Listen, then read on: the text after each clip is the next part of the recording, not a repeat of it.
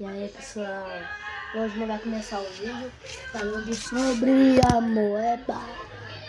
Isso daqui é uma moeda.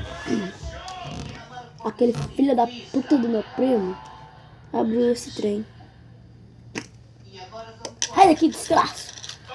Vagabundo. Vamos usar esse capeta. Ó.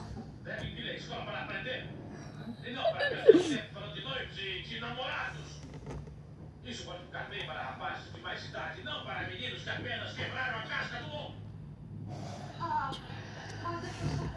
Tchum. Aí que sabe o que vai fazer hoje? Vamos ver que sabor que tem a moeda. Como é isso?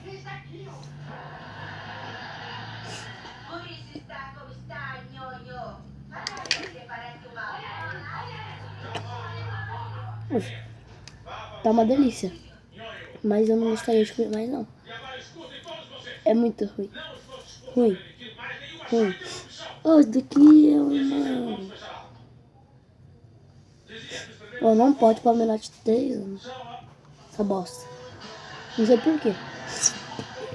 Olha o barulho.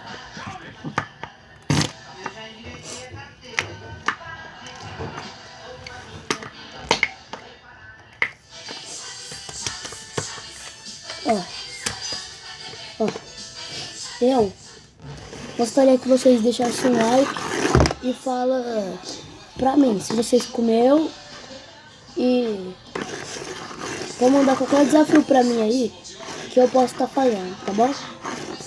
Falou, deixa seu like aí. Obrigado aqui, ó. Se vocês deixarem seu like, se inscreva no canal que me ajuda muito.